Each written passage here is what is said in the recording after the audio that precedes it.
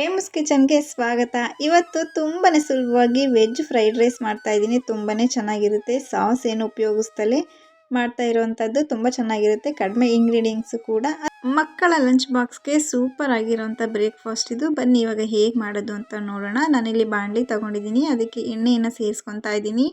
ಅದಾದಮೇಲೆ ಇಲ್ಲಿ ಒಂದು ದೊಡ್ಡದಾಗಿರೋ ಈರುಳ್ಳಿನ ಮತ್ತು ಹಸಿರುಮೆಣಸಿನಕಾಯಿ 4 ಅದನ್ನು ಕೂಡ ಕಟ್ ಮಾಡಿ ಹಾಕ್ಕೊಂಡಿದ್ದೀನಿ. ಇದು ಹಸಿ ವಾಸನೆ ಹೋಗಬೇಕು, ಅಲ್ಲಿವರೆಗೂ ಕೂಡ ಒಂದೆರಡು ನಿಮಿಷ ಹಾಗೆಯೇ ಫ್ರೈ ಮಾಡ್ಕೊಳ್ಳಿ ಅಷ್ಟೇ. ಈರುಳ್ಳಿ ಜಾಸ್ತಿ ಫ್ರೈ ಆಗಬಾರ್ದು, ಟೇಸ್ಟ್ ಚೆನ್ನಾಗಿ ಬರೋದಿಲ್ಲ. 1-2 ನಿಮಿಷ ಈರುಳ್ಳಿ ಫ್ರೈ ಆದಮೇಲೆ ಇಲ್ಲಿ ನಾನು ಅರ್ಧ ಟೊಮೊಟೊ ಹಣ್ಣು ಮಾತ್ರ ಯೂಸ್ ಮಾಡ್ತಾ ಇದ್ದೀನಿ. ಇದನ್ನು ಕೂಡ ಸ್ವಲ್ಪ ಸಾಫ್ಟ್ ಆಗಬೇಕು, ಅಲ್ಲಿವರೆಗೂ ಕೂಡ ನಾವು ಚೆನ್ನಾಗಿ ಎಣ್ಣೆಯಲ್ಲಿ ಫ್ರೈ ಮಾಡ್ಕೊಬೇಕು. ಅರ್ಧ ಟೊಮೊಟೊ ಹಣ್ಣು ಹಾಕಿದ್ರೆ ಸಾಕು, ಟೇಸ್ಟ್ ತುಂಬಾ ಚೆನ್ನಾಗಿ ಕೊಡುತ್ತೆ. ಯಾವ ಸಾಸು ಕೂಡ ಬೇಕಾಗಿಲ್ಲ. ಟೊಮೊಟೊ ಸ್ವಲ್ಪ ಸಾಫ್ಟ್ ಆದ ನಂತರ ನಾನಿಲ್ಲಿ ಕ್ಯಾರೆಟ್ ಮತ್ತು ಬೀನ್ಸನ್ನು ಸೇರಿಸ್ಕೊತಾ ಇದ್ದೀನಿ. ನಿಮಗೆ ಇನ್ನೂ ಹೆಚ್ಚು ಬೇಕು, ತರಕಾರಿ ಬೇಕು ಅಂದರೆ ಹೂಕೋಸು ಮತ್ತು ಕ್ಯಾಪ್ಸಿಕಮ್ ಕೂಡ ನೀವು ಸೇರಿಸ್ಕೊಬೋದು.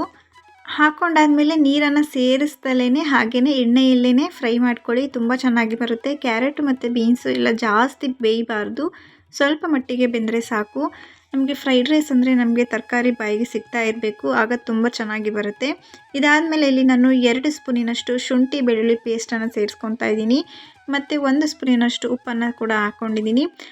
ಶುಂಠಿ ಬೆಳ್ಳುಳ್ಳಿ ಪೇಸ್ಟು ಹಸಿ ವಾಸನೆ ಹೋಗಬೇಕು, ಅಲ್ಲಿವರೆಗೂ ಕೂಡ ನಾವು ಚೆನ್ನಾಗಿ ಇದನ್ನು ಫ್ರೈ ಮಾಡ್ಕೊಬೇಕು. ಈ ಫ್ರೈಡ್ ರೈಸ್ ಮಾಡೋಕ್ಕೆ ಜಾಸ್ತಿ ಇಂಗ್ರೀಡಿಯೆಂಟ್ಸ್ ಬೇಕಾಗೇ ಇಲ್ಲ. ಟೇಸ್ಟ್ ಅಂತೂ ತುಂಬ ಚೆನ್ನಾಗಿರುತ್ತೆ, ಮಕ್ಕಳಿಗೂ ತುಂಬ ಇಷ್ಟ ಆಗುತ್ತೆ. ಲಂಚ್ ಬಾಕ್ಸ್ ರೆಸಿಪಿ ಕೂಡ ನೀವು ಮಾಡಿಕೊಡ್ಬೋದು, ಮಕ್ಕಳು ಅಷ್ಟು ಇಷ್ಟಪಡ್ತಾರೆ.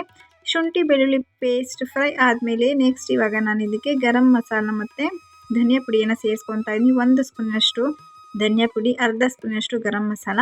ಅದು ಒಂದು 5 ನಿಮಿಷ ಎಣ್ಣೆಯಲ್ಲಿ ಫ್ರೈ ಆದ ನಂತರ ನಾನು ಸ್ವಲ್ಪ ಅದನ್ನು ಗೊಜ್ಜನ್ನು ಎತ್ತಿಟ್ಕೊಂಡು ಆಮೇಲೆ ನಾನು ಅನ್ನನ ಮಿಕ್ಸ್ ಮಾಡ್ಕೊತಾ ಇದ್ದೀನಿ. ಅನ್ನನ ಕುಕ್ಕರಲ್ಲಿ ಮಾಡೋದಕ್ಕಿಂತ ಅನ್ನ ಬಸ್ತು ಮಾಡಿದರೆ ಫ್ರೈಡ್ ರೈಸ್ಗೆ ತುಂಬ ಚೆನ್ನಾಗಿ ಬರುತ್ತೆ, ತುಂಬ ಚೆನ್ನಾಗಿ ಇರುತ್ತೆ ಟೇಸ್ಟು ಕೂಡ. ಇದಕ್ಕೆ ಅನ್ನನ ಚೆನ್ನಾಗಿ ಮಿಕ್ಸ್ ಮಾಡ್ಕೊಳ್ಳಿ. ಎಲ್ಲನೂ ಹಾಕೊಂಡಾದ್ಮೇಲೆ ಚೆನ್ನಾಗಿ ಮಿಕ್ಸ್ ಮಾಡಿಕೊಂಡು ಮೀಡಿಯಮ್ ಫ್ಲೇಮಲ್ಲಿ ಗ್ಯಾಸ್ ಉರಿ ಇರಬೇಕು, ಆಫ್ ಮಾಡಬೇಡಿ. ಅನ್ನನೆಲ್ಲ ಕೂಡ ಚೆನ್ನಾಗಿ ಮಿಕ್ಸ್ ಮಾಡ್ಕೊಳ್ಳಿ. ಚೆನ್ನಾಗಿ ಮಿಕ್ಸ್ ಮಾಡಿಕೊಂಡ್ರೆ ನಮಗೆ ಟೇಸ್ಟು ತುಂಬ ಚೆನ್ನಾಗಿ ಕೊಡೋದು. ಇದಾದಮೇಲೆ ಲಾಸ್ಟಲ್ಲಿ ನಾನು ಸ್ವಲ್ಪ ಕೊತ್ತಂಬರಿ ಸೊಪ್ಪನ್ನು ಹಾಕ್ಕೊತಾ ಇದ್ದೀನಿ. ನಾನು ಸ್ವಲ್ಪ ಹಾಕ್ಕೊಳ್ಳಿ ಅಷ್ಟೇ, ತುಂಬ ಚೆನ್ನಾಗಿ ಬರುತ್ತೆ.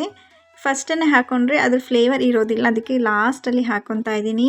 ಮಕ್ಕಳಿಗಂತೂ ತುಂಬಾ ಇಷ್ಟ ಆಗುತ್ತೆ. ಎಲ್ಲ ಕೂಡ ಒಂದು 5 ನಿಮಿಷ ಮಿಕ್ಸ್ ಮಾಡ್ಕೊಂಡಾದಮೇಲೆ ಗ್ಯಾಸ್ ಫ್ಲೇಮ್ ಕೂಡ ಆಫ್ ಮಾಡಿಬಿಡಿ, ಫುಲ್ ಮೀಡಿಯಮಲ್ಲೇ ಇರಬೇಕು. ಈ ರೆಸಿಪಿ ನಿಮಗೆ ಇಷ್ಟ ಆಗಿದೆ ಅಂತ ಅಂದ್ಕೊಂಡಿದ್ದೀನಿ. ಸಬ್ಸ್ಕ್ರೈಬ್ ಮಾಡಿ, ಲೈಕ್ ಮಾಡಿ, ಕಮೆಂಟ್ ಮಾಡಿ. Thank you for watching.